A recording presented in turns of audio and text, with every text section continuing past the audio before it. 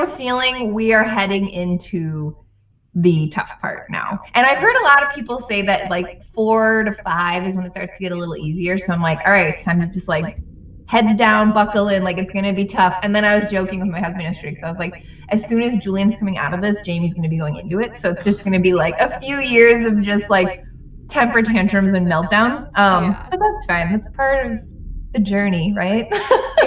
That journey we gotta love, Mama.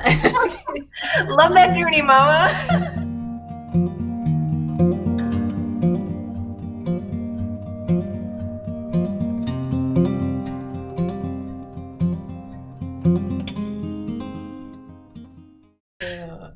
All right, so welcome back, everybody, to the Love That Journey Mama podcast. Don't even know what episode number this is because we've been gone for a while, but Sam and I are back. We're going to try to reboot things, and in this episode, we're just going to catch you up on where we went for so long, what was going on, what's going on in our lives, our kids' lives, and hopefully where we plan to take things as we, bring back this podcast. So thanks for being here and cheers. Cheers. Speaking of cheers, we taught Haddie how to do that a little while ago, and it's been helpful to get her to consume more liquids. Yes, we did the same when Julian was little. We taught him how to cheers specifically because we were like, you're not drinking enough water. Yes. Oh my gosh. Yeah. And I tell her, I'm like, if you don't drink, it's bad luck. and she'll just hold it there. But we do cheers, and then we also do, because for a while there we were watching Vikings. I don't know. Okay. And they say skull, so we're like, skull. When we taught him cheers, he got so into it, but then he wanted to cheers everything. So he would lift up a donut hole and be like cheers, or a chicken nugget, cheers, everything was cheers. Cheers. I was like, okay, I can get out. Yeah. So now we got to teach Jamie to do it. Although Jamie drinks water super easily. So. Oh, good. Yeah. We try, and it's you never know. Is it the temperature of the water? Is it the cup, the straw, or are you just not thirsty? But oh no, he chugs water to the point where we've noticed a few times we have to pull it away from him because he will sometimes chug water, and then 5 minutes later barf up water. It's almost like he drinks too much at once. So yeah. We need a balance between Haddie and Jamie's consumption because she just, and especially, which I'll get to in a little bit, since she's barely nursing, it's I know she's not getting enough liquids, but right, we're trying. There's always those things in the back of your head. You're like, I need her to get to drink more milk, and also I need to brush her teeth. These are things I'm not doing. Oh my God, the teeth brushing. I have been finally, I want to say in the last month, we've gotten consistent with it. With Julian, mind you, who's almost 3, because you were so bad at it for so long. It was so sporadic because we were like, let's brush your teeth, and he'd get all excited, and we would do it for a few nights in a row, and then he would have a meltdown about it, and then I was like, I'm too tired to deal with it. And it was one of those things that always just kind of fell off because I was too much else going on right now. And I was finally oh my God, he's almost 3. I need to get it together. So it is now, we've gotten pretty consistent with bedtime. He does it every night, and he's excited about it now because I got him a new toothbrush and new toothpaste. Mornings are still hit or miss because he is so my kid. We have to wake him most mornings now, which he used to wake up on his own, but now he just wants to sleep, and it takes him a solid 30 minutes to wake up, which is how I am. Eric, the second the alarm goes off, he's up and ready. Bless you. Where I need to just lay in bed and I roll around for a bit, and I'll close my eyes and then be all right, I'm waking up, and then roll over, and it's a whole thing. And that's how Julian is. So I totally trying to get him up and ready and out the door is it's a struggle. So it's it's a good day if we could just get him dressed and a brief breakfast, which he usually brings in the car with him because he doesn't have time to finish it. So that is literally the life I live. Well, when I was working, leave as little time as possible in the morning or get up as late. And then I ate breakfast in the car for, I don't know, who knows how long. Oh my gosh. Like working from home has been a godsend to me because that is how I am in the mornings. And the fact that like Eric takes the kids to daycare and I just have that time. Like I can't get that time in the morning, unfortunately, because it's like, get up and get the kids ready. But then I get my like, okay, now I'm just going to like be a puddle on the couch for like 20 minutes and not worry about anything. And then I literally will just like log into work like 5 minutes before I have to be on. So I'm glad you bring this up because otherwise I probably would have forgotten to mention it. But like the luxury of luxury of laying in bed before getting up is, I didn't realize what a luxury it was until all of my back issues, because like it literally was not an option to lay there when I woke up. Right. Because it was so painful. And I'm like, I just want to be able to like roll over and like do whatever on my phone for a little. But right. Yeah, so life's little luxuries. You know, it really is. I never saw it as one until I couldn't do it. Yeah. I just feel that way with kids. It's like the fact that like when they're home and like around, like I'm not allowed to just sit on the couch, which is funny because one of my friends, I might have said this in a different podcast, and one of my friends who had a kid a few months before I had Jamie, and we saw each other and she's like, how are you so skinny? And I was like, I've literally been chasing Julian around. Like he won't let me sit. Like I am moving constantly. Like my step count at the end of the day, just from like, and even it cracks your phone. like, even on weekdays when he's at daycare all day, but like from when he's home until when he's in bed, it's like we're, you know, running around outside, or, you know, I'm tickling him, or we're like building things together or whatever. And like if I just try to sit on the couch, he'll even tell me, Mama, no sit. Mama, no sit. I'm like, not allowed to relax. So yeah. Kids are a definite, kids on the go are a definite like exercise program for sure. And like not eating a full meal. Like it's different. It's I wouldn't say, I would say it's starting to get better, but no, it's not. It's just different now. But like I will sit down with the kids and we try to do, like, I'm very much a believer of like everyone just eats the same food. I try not to make special foods, but there are the occasions, especially lately. I feel like Julian's definitely hitting that. Like, it's funny that everyone says Zick terrible twos, because I feel like for the most part he was totally fine. Like I really enjoyed too, but I want to say in the last couple weeks, as we're getting closer to 3, he is getting a lot more opinionated. A three-nager, do they call it? A three-nager. I have a feeling we are heading into the tough part now. And I've heard a lot of people say that like 4 to 5 is when it starts to get a little easier. So I'm like, all right, it's time to just like heads down, buckle in, like it's going to be tough. And then I was joking with my husband yesterday because I was like, as soon as Julian's coming out of this, Jamie's going to be going into it. So it's just going to be like a few years of just like temper tantrums and meltdowns. But that's fine. That's part of the journey, right? That journey we gotta love, Mama. Love that journey, Mama. No, I was thinking of you. I think it was last night. I was telling Brian, like, you know, remember when I was in that stage of, like, in fear of Haddie getting out of the baby stage and whatever. Mm-hmm. And now that we are, I mean, yeah, probably this last couple months we've been there, because I feel like the second she turned 1, she started becoming a different person. Mm-hmm. But even though it took some adjusting to, like, it is so much fun, her having so much more to her. Yes. You know, and her humor and everything. It's like, yeah, there's new things to navigate. Like, she's very vocal and very, I don't know, driven in what she wants and doesn't want, you know. And so I'm trying to figure that out, but also like she's so fun to be around. Right. So, this is when their personalities start to really come out. Because I remember even thinking, like, I feel like the gap, like the year between 1 and 2, like age 1 and age 2, was probably the most fun for me. Yeah. Because they're still like a baby in a way where they're not like fighting you constantly, but they're like, so like they're becoming so independent and like developing so quickly in their little personalities. And they're not just like you said. Like it sticks with me from what you said on a previous podcast about how like you go from basically like caretaking when they're a baby to like actually parenting, which is like still blows my mind. I was like, that's such like a perfect way to put it. But it's fun because it's still not like a ton of work, if that makes sense. It's like, yeah, it's like a less work mild than like the salsa. newborn Like it's stuff. not, Yeah. things aren't too spicy yet.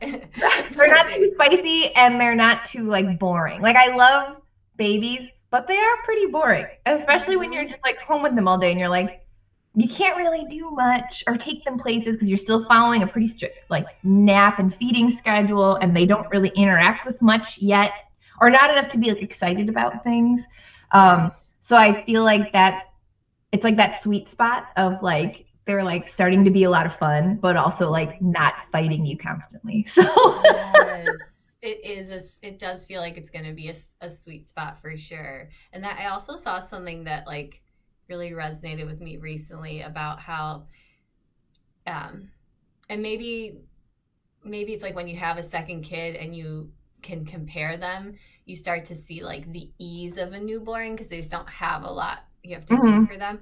But that it's hard as mothers that like going through postpartum, however it looks, that those first few months we view everything as so chaotic and so hard because it's new and we're hormonal and everything. And it's like when it actually was probably quite easy, but we were just so stressed and there's nothing you can do about it. It's like once stuff starts to become maybe actually a little more like complicated, you know, and we start feeling better, it's like, oh, I should have just enjoyed it, but it was really easy. But especially when they're really tiny newborns and they just kind of sleep wherever all day long, and it's like I'm starting to get my like, because Jamie just turned 1, so now every day pretty much like my Facebook memories or whatever are like 1 year ago, and it's like when he was still just like a little peanut and he'd be like asleep on my chest or asleep in the little bouncy or asleep in the swing, and I was on maternity leave, and I remember thinking at the time that I was just like exhausted and I like couldn't wait for him to get like a little bigger and easier, and now looking back I'm like, he just slept all day. Like, what was I complaining exactly about? And I'm like, I feel like I've always said she was, I feel like, a more awake baby compared to others. I'm like, she probably was sleeping a lot. And then I see my friends that have recently had their second, and it's like the little one's always just like asleep in the stroller or like asleep in the carrier, and I'm like, oh, that looks not that bad. Right. Especially me too hard at the time. Yeah. And the comparison, because Julian wasn't that great of a sleeper. So when he was a baby, like I could never put him down, because even if he was asleep on me, the second I put him down in anything, didn't matter what it was, he would immediately wake up and start to cry. Like he needed to be held constantly.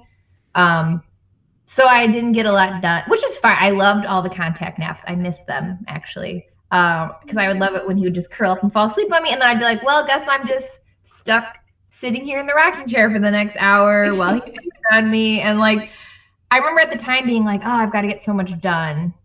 But I had that. And then with Jamie, I think also because of the postpartum depression where I didn't have that bound, I had no issue putting him down. Yeah. Because I was like, all right, I'm just going to and because he also slept, then it was like, okay. And I didn't feel as like sad about putting him down. So I was able to get stuff done. But that's like when I look back and I'm just like, he was just like this tiny little, like slept wherever I put him down. Like he was such a good baby. And I feel like I just didn't appreciate it. Yeah, we don't. Our emotions don't allow us to at the moment, you know. But I hope to keep it in mind in the future, is to look for the ease of it all. Yeah. But yeah. And it goes so much quicker. Like that was one thing I noticed with Jamie just turning 1. I feel like Julian's first year of life, and maybe it's because we were in the pandemic and we were all home and just like staring at each other all day long because there was like nowhere to go and nothing to do. But I feel like Julian's first year was like a million years long. Like it dragged, not in like a bad way, but just like it felt like we really made the most of that first year because we were together so much, and it was just like learning to be a parent at the same time and like going through all those firsts. And I feel like that really just kind of like made the time feel really long, if that makes sense. And with Jamie, it's like it went so quick. And I remember people telling me like, oh, it goes quicker with, you know, each subsequent kid. And I was like, like again, this was in the newborn days where I was like, that's just what people say. And like it did. Like he went from like a little baby to a little toddler almost like overnight. Like it's crazy how much faster it went. I No, I saw whatever it was you shared on stories yesterday or something with Julian, and I'm like, he's a big kid. Was it when he was saying mitochondria is the powerhouse of the cell? I taught him to say that. But no, it's crazy. And then I look back and the year, the 1 year thing where it's like, oh, Jamie was a newborn, but Julian was still very much like he was like he wasn't even 2 yet a year ago. So it's like when I look even at the 1 year ago, in my mind, I still am like, oh, Julian was the big brother. He was the older kid, whatever. But it's like, no, he was still a baby too. Yeah. Okay, so see, I'm sure anybody listening to this podcast can tell that we just love to talk and catch up. We've been missing it. But I'll try to segue us to stay on track a little bit. Okay. So it's been a while since we podcast. There are different things that were kind of keeping us from getting back to it. So I don't know if you want to share a little of like the last couple months, things that just made it like challenging for you to hop on, and then I will share as well. So what was going on in your household?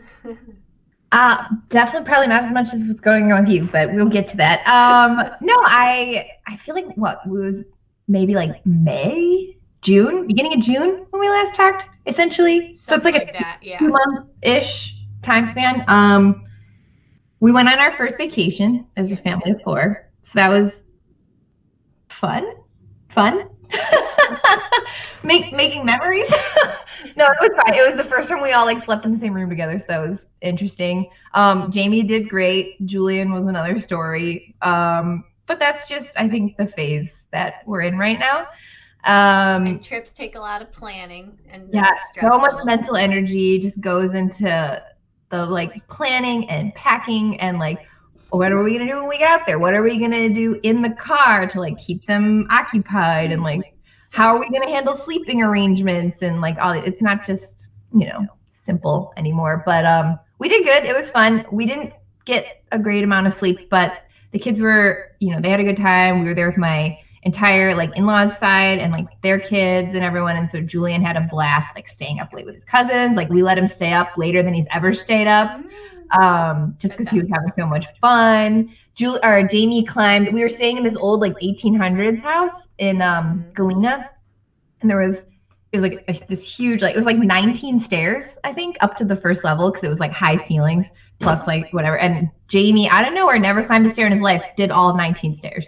Wow. While we were there, I was like, oh, okay, guess we gotta keep this in mind when we go home. Oh my gosh. That's so cool when like in a new place, they're like, oh, this thing, and they just figure it out. And they're like, wow, okay, that was out of nowhere. He turned 1 a couple weeks ago, so we did a huge party here, which was outside because we invited like 70 people-ish. Holy cow. I don't think I told you this. Like, in Eric's family, they do basically like it's tradition for first birthdays, you invite like everybody. And then that's like the only time the whole family gets together is like first birthdays and like weddings, because it's such a huge family that you don't really see each other. Like even Christmas right now is like splintered because there's just too many families. It's kind of one of those. So lots of family. We did a lot of friends. And I did not expect so many people to come, but a lot of people came. And then we were like, okay, we'll have it outside. And we had like a jumpy, and we had like a tent set up outside, and all the tables and everything. And then it rained. Oh no. No! But it cleared up luckily, like it rained a little bit at the start of the party, and then it cleared up. And it actually helped because it made it like cool off. So the rest of the day, even though everything was wet and we had to like dry everything off quickly with towels, it was a lot of fun. It was just like this, again, like kind of saying, like it really made me stop and think like, oh my God, like we're already done with the first year. So it was an emotional day. Knowing especially too that he's my last baby, our last first birthday. It was just like kind of one of those. And that's a huge part. Go you for like hosting such a huge party at your house. Oh my gosh. Yeah, and that's just what we do, right? Like Julian's was the same. It was a huge party. So I kind of was like, I knew what I was in for, but still it doesn't help when like I want to say it was like the week prior, that was it the week prior? I don't remember. But it was like there was like a week where it was like the party was that Saturday, and like for whatever reason that week leading up to it, it's like I had a dentist appointment, Jamie had a doctor's appointment, I had like a work event that I had to be at, and it was just like, why is this all happening this week? Like I need to be at home, like cleaning and getting things ready and groceries and all that. It always has to be that way, right? Always right? Together. Always. And then work in general, we just found out recently that at the end of this year, starting January 1st, I'm going to be reporting to like a completely different manager and have a completely different team.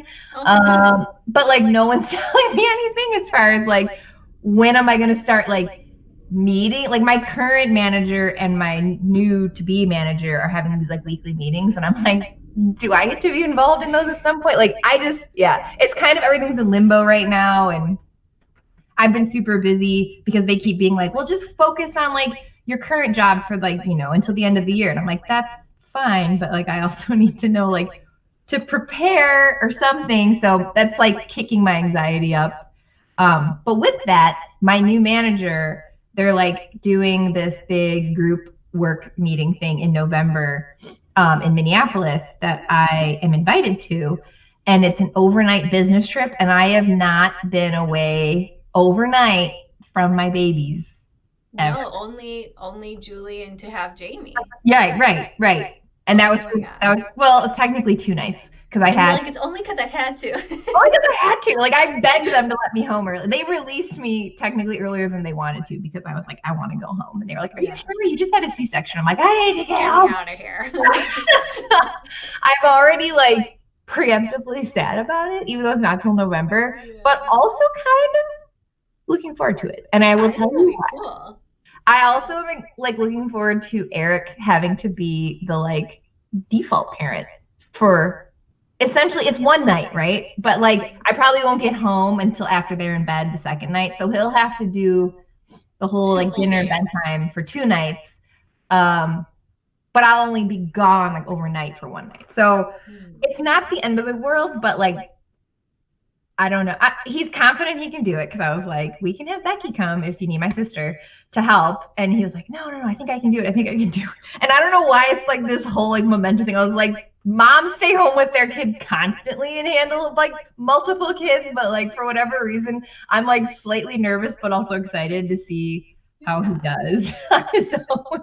Yeah, I'm realizing too the potential to maybe do an overnight something like this fall, as you know, things have changed with the nursing and that's true. Yeah, I've never been able to for that reason. Not that I mean, like you really even want to. I feel maybe, or I didn't want to. So yeah, but then being because as I'll share in a minute, but like being in the hospital for overnight, like and kind of having it forced on me and realizing like things were okay. Now I'm like, okay, we have options here.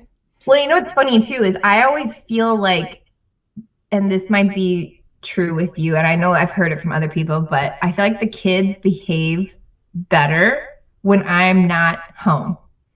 Like, it's almost like that, like, as a mom, you're their safe space to release all of those big feelings and big emotions. And that's, we've known that for a while with Julian because he is such a good kid at daycare, like to the point where the teachers are like, oh my gosh, he's like one of the easiest kids. He's so smart. He listens. Like he's really good at cleaning up and he's really good, whatever. And it's like, he gets home and every day it's basically like a 30-minute meltdown when he gets home. And I think it's because of all of those things he keeps internalized the whole day and then he just lets it out. Yes. And I also think it's just because when you're around other kids all day, and I was explaining this to Eric yesterday because he's like, why does he keep having these meltdowns? And I'm like, it's not like, imagine like he's like he doesn't get any of his own like space and any of his own time. So it's like he's exhausted when he gets home, and not in like a physical way, but almost in like a mental way. Like there's kids, like he might be trying to like play with a certain toy and there's kids running up and like taking it or trying to like whatever. Like there was one time where like I was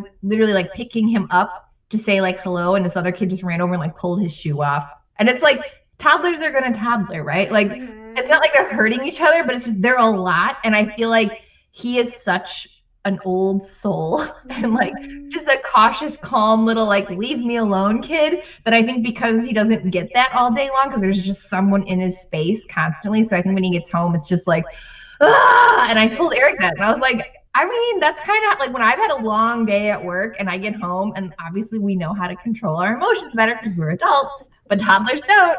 So that's been like a big thing lately too, is like I brace myself because he's totally fine when I pick him up. The whole car ride home, he's fine. And it's almost like the second we're in the house, it's just like something just sets him off. Like I go to take off his shoes and he's mad about it. And then he just has this full meltdown. And I'm like, I know you're not mad about me taking off your shoes, but you're just, something just triggered and you're just like, nah! And I'm like, I have to remind myself, and I think that's where it comes into like the parenting versus caregiving. It's like I need to just be able to be that like comfort for him.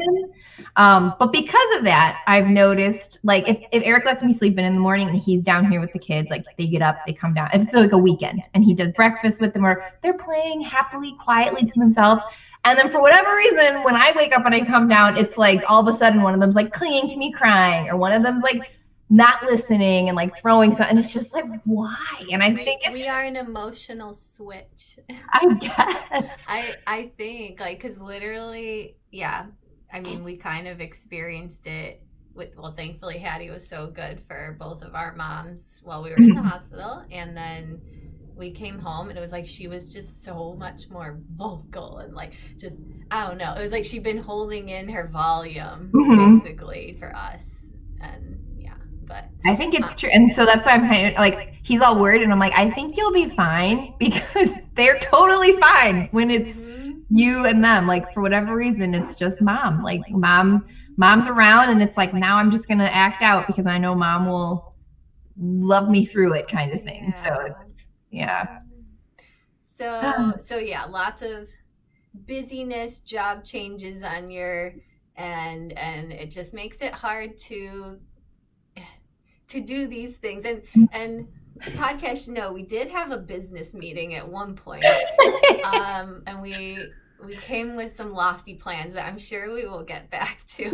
But we'll have to have another business plan after this. Yeah, it's like the least we could do. Go through everything. Yeah. Yes, it's like the least we could do is try to record another episode, get it out there, and start like bringing ourselves back. But yeah, I guess I'll share what kept me from getting on here. Okay, yours is a lot more interesting than mine. It's a lot more like niche specific.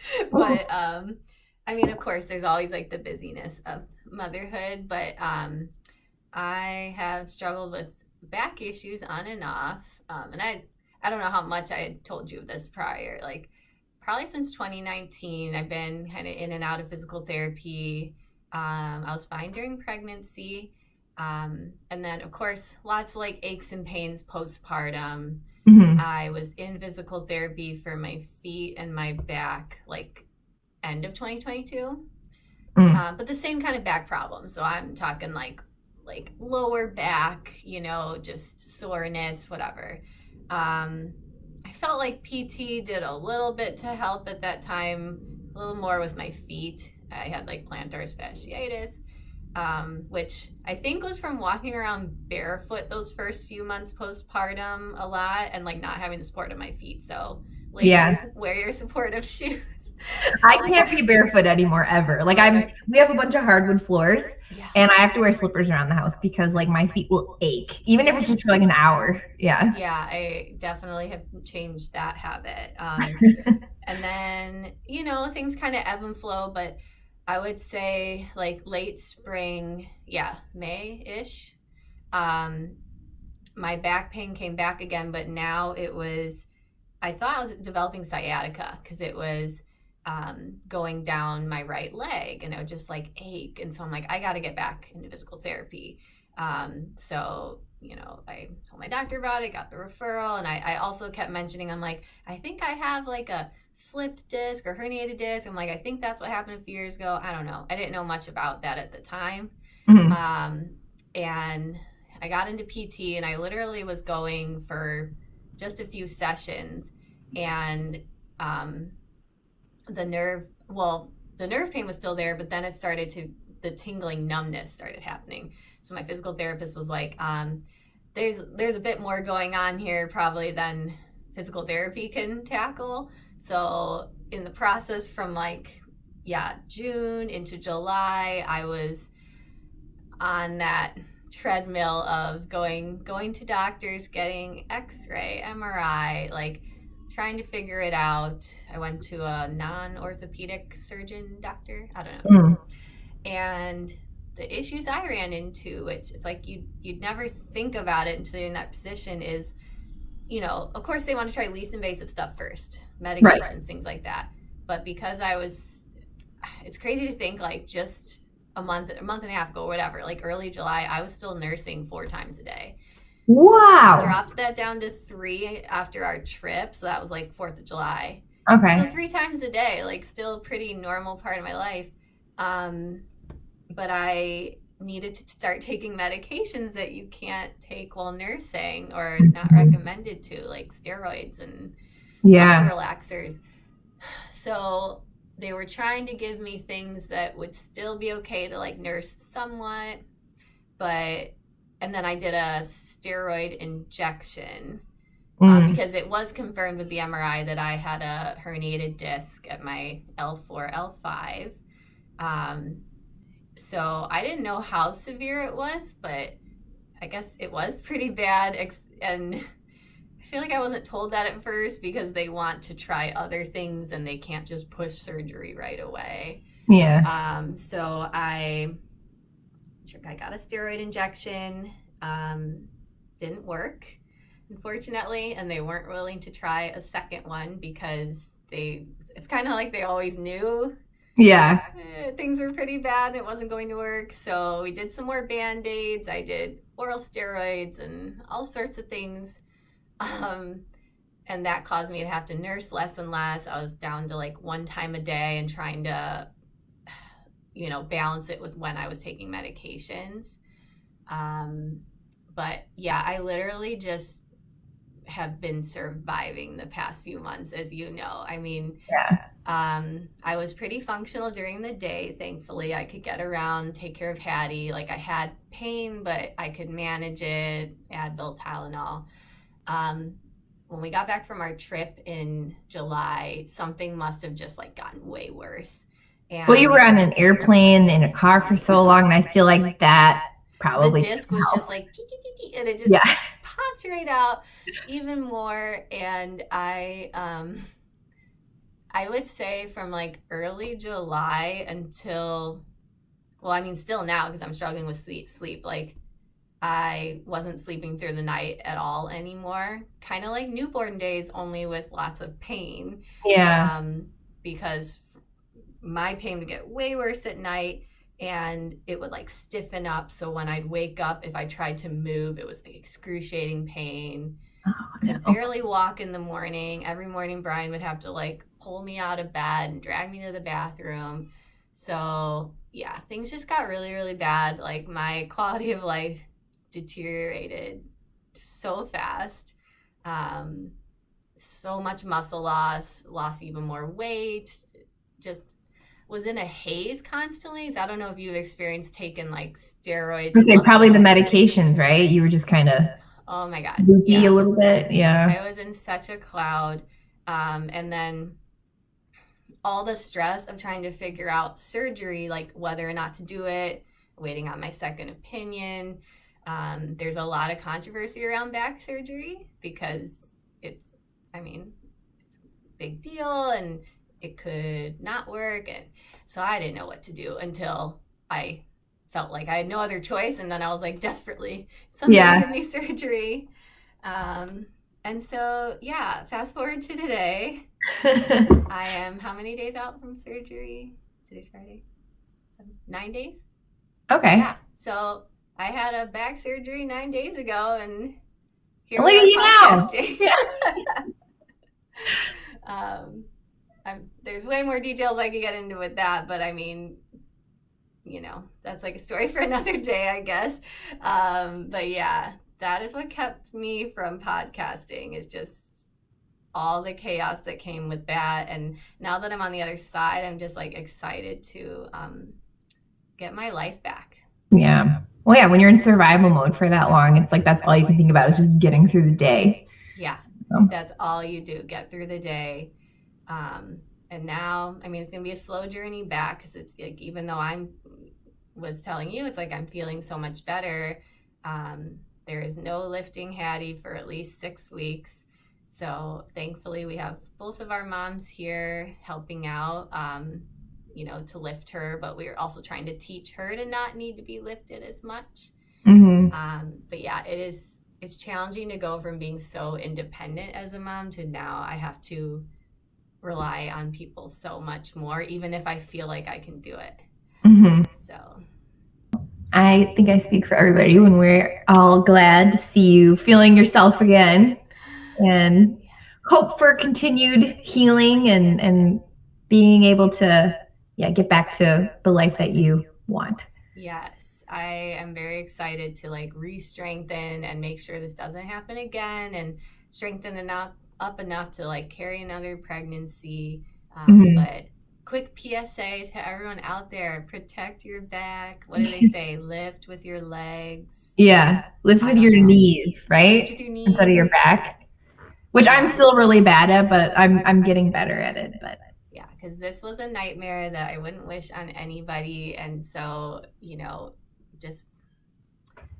It's hard too with a kid because it's like I feel like getting them like in and out of the car seat is like a total just like that can't be good for your back. Like I don't have back issues and I still feel like my back's killing me when I'm like by the end of the weekend. And I think it's because during the week they're at school. So I only have them for like a couple hours in the evening and like a little bit in the morning. But like when I've gone through all of Saturday and all of Sunday, like taking care of them in and out of the crib, in and out of the car seat, like up and down on the floor playing with them and all that. Like by Sunday night, my back is killing me. And I don't even have the excuse of having, anything actually wrong with my back. It's just like kids. But it could. You don't realize it. Yeah. Yeah. And it could be there in the background. And then one day something just pushes it over the edge. Like, it's funny you mentioned the car seat because I've been thinking about logistics of literally teaching her how to crawl in from the other side because we have like a turn seat. Oh, and nice. Anything I can do to reduce lifting her as she gets heavier. So yeah, this is where we've been and what's kept us, and it's just like that's motherhood for you, parenthood. Things come up, but doesn't mean you can't get back to it. Right. So should we do like maybe a quick three updates on each of our kids of like new things they're doing or where they're at? Yeah, that'll be fun. I'll let you start. You're like, what do you think? So I'll do 3 quick updates on Haddie and where she's at. Yeah. Okay, so as of right now, she's 14 and a half months old and just literally bursting every day with something new. I would say, so first big thing is she officially became a walker about a month ago. Little steps here and there, but we were looking back on Brian's Facebook for when he posted a video of her taking more legit steps, and it was just about a month ago. And now, I don't know, she just walks as if she's been walking her whole life, I guess. And yeah, that's been such a game changer, and it came at a good time with my surgery. So yeah, she's a walker. She's always been kind of loud, but she's just like extremely vocal, constantly like gabbing, and we're noticing a little bit more with words she's trying to do. But what I find crazy is, and I think I've heard this before either from you or somewhere, it's like there's so much more they are understanding before they talk.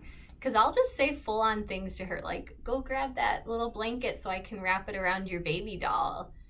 And then she goes and does it. And I'm like, how do you know what I'm saying? They're so much smarter than you realize. It's wild. It's super fun. Okay, so walking, gabbing like crazy, and extremely social and just wanting to be with all the other kids. And then... this one's more just like silly, but like as her hair grows, because it's been kind of a slow growth, I was finally able to do like just a little ponytail one day because she wouldn't let me do the little bow clips. She just Okay. pulls them out. So I got a ponytail in once and I was so excited. Yeah. She won't let me put it in her hair anymore. No. You know what So though? tragic. Julian like wore a hat like the first year of his life, no problem, right? Like first year, put a hat on in the winter, put a hat on in the summer, whatever it was. Since he's turned like 14 months, he refuses, just rips off everything. Like he made it through all last winter without wearing a hat, and I'd be like, "You need to put a hat on. It's cold outside." No, and then he just rips it off. Like, how do you even prevent that? You can't. And then same with the summer. All this summer, I'm like, "You are going to burn. Like you have my skin," and he refuses to wear any kind of hat. So I don't know what we're gonna do. Like I'm just hoping he outgrows it at some point. You can only hope, because you can't glue them on like in Right. Matilda. When they're little, we did the sun hat with the little strap underneath, or the winter hat that like velcro under the chin, and that would like help. But yeah, they don't make that in like toddler sizes. And even if they did, like he's old enough now to figure out how to take it off. So it's like, whatever, we're past that. Cats are 50-50 over here. We try to keep them on at the pool though. I guess that's one other thing. We've had a lot of fun at the pool this summer with her. She loves the water. We have a great pool like 3 minutes from us with the 0 depth. And that's been such a nice escape from like the chaos we've been in. It's like, let's just go to the pool and wash our worries away.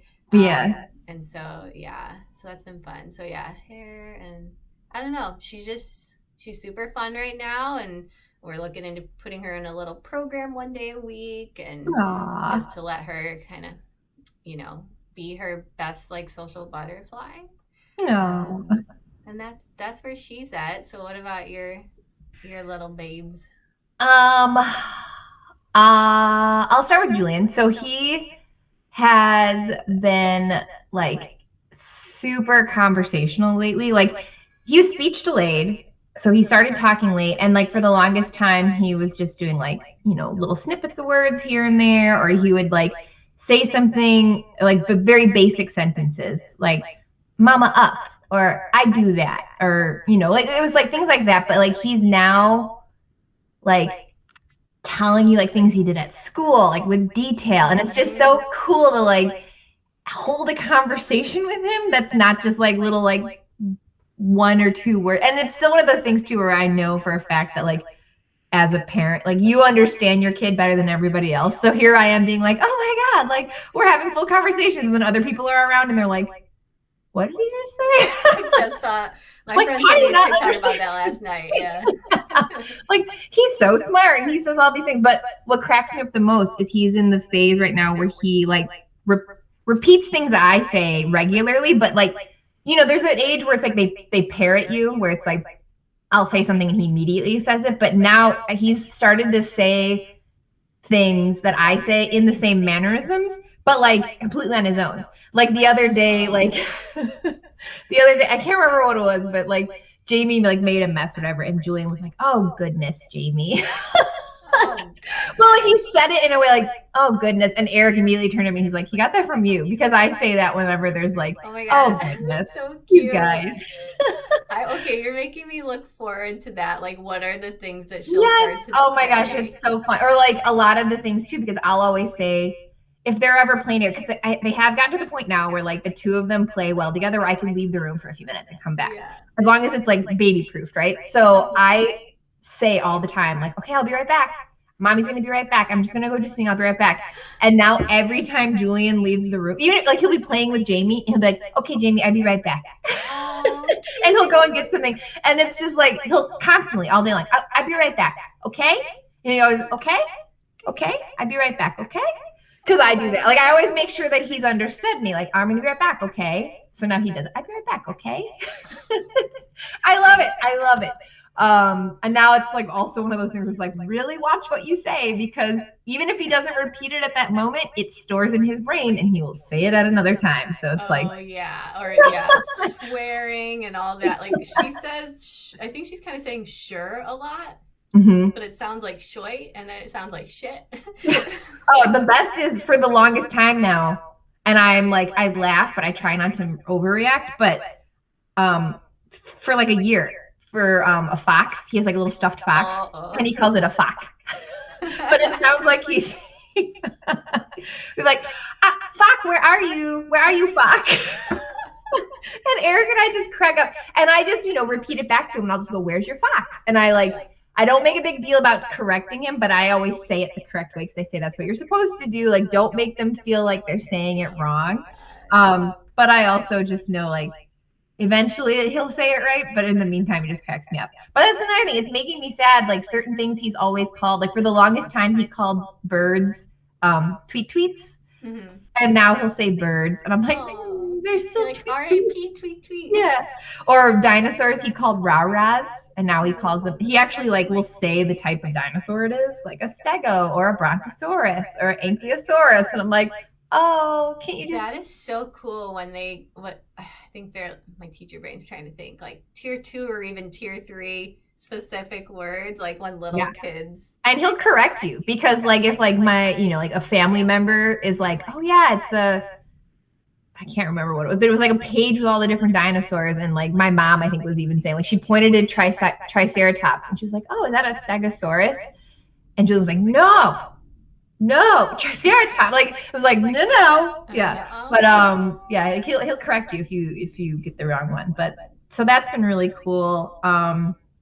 Just his speech explosion in general. And we've had, so he's also made his first like friend at daycare, which has been really cool to see because randomly, like I joined like a local mom Facebook group of like in my town, and someone had made a comment about, like branched off into like what neighborhoods we're in because, like it's different to an extent of location wide. Like we're all in the same town, but it's like they grouped it into like little neighborhoods or subdivisions, whatever. So in chatting there, and I had made a comment about how my kids go to the name of the daycare they go to, and one of the moms was like, oh yeah, my son goes there too, he's in the rainbow room. And I was like, that's where my son goes. And I was like, I'm Julian's mom.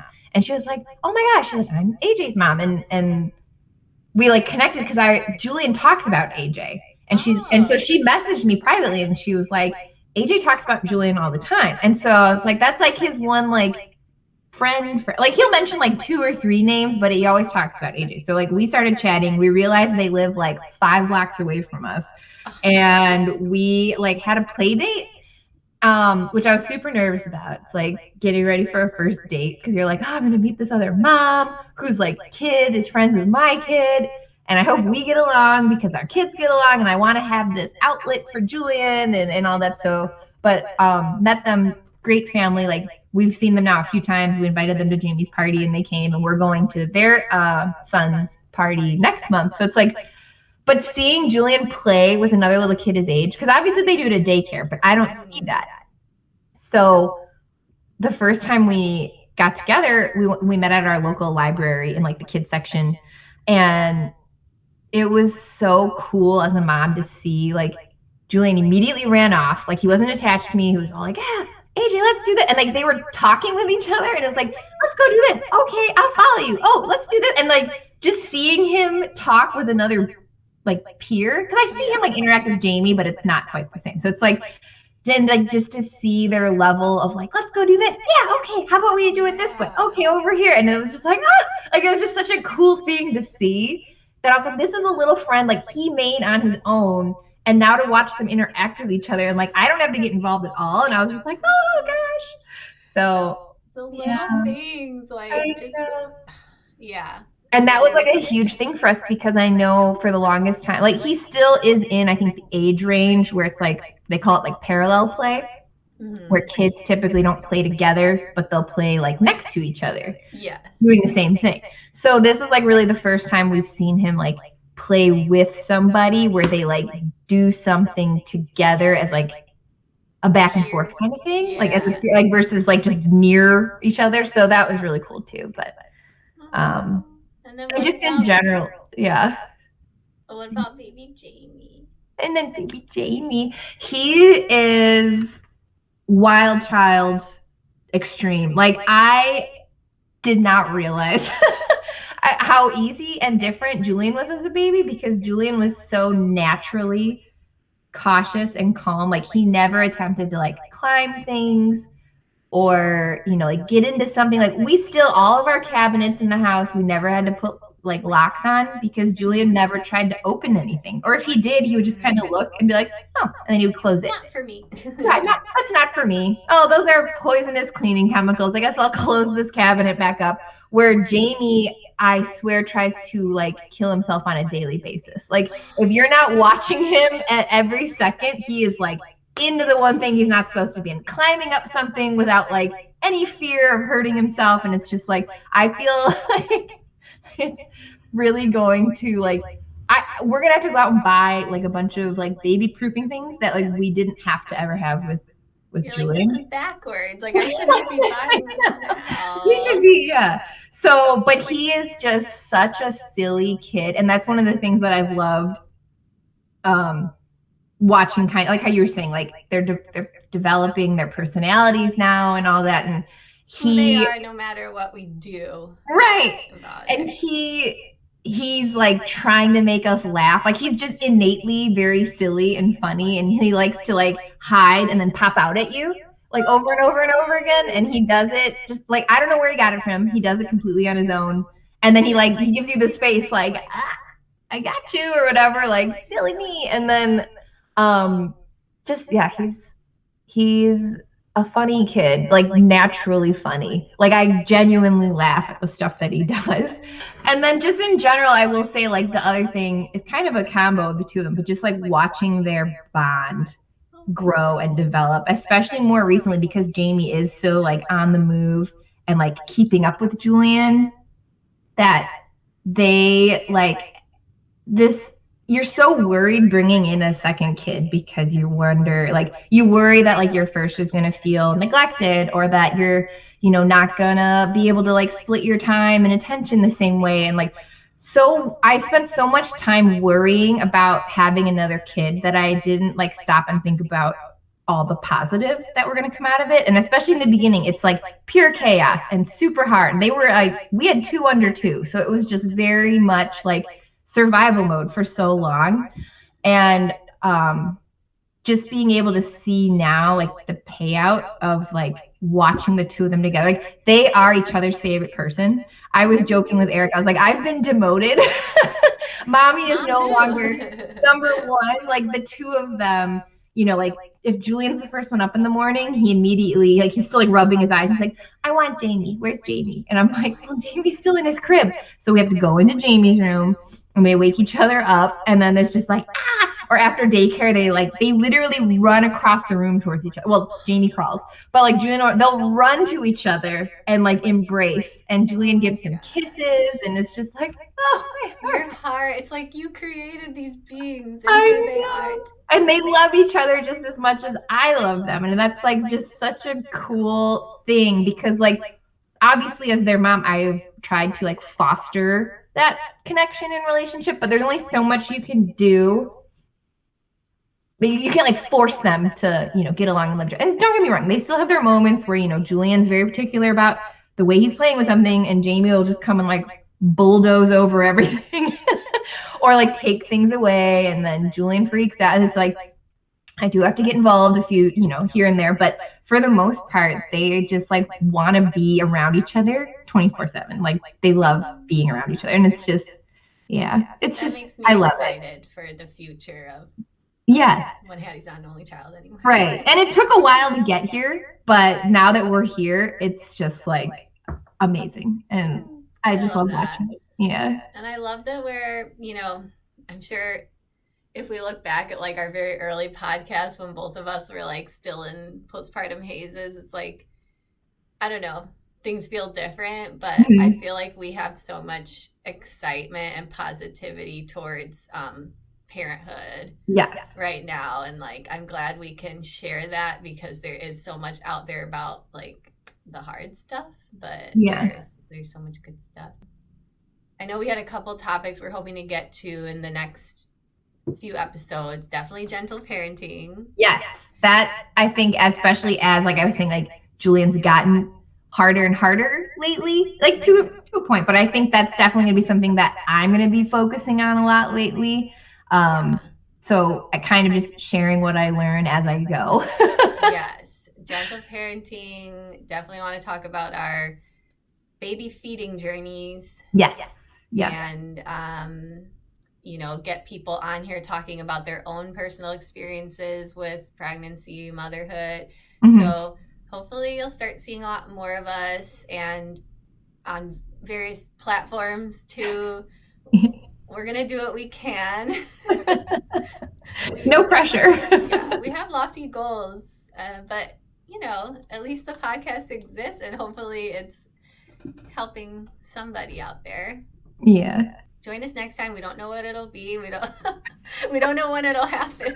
When our children allow us. Yeah, I know. I'm curious what the little miss is up to, right? Yeah. Cheers until next time. Cheers.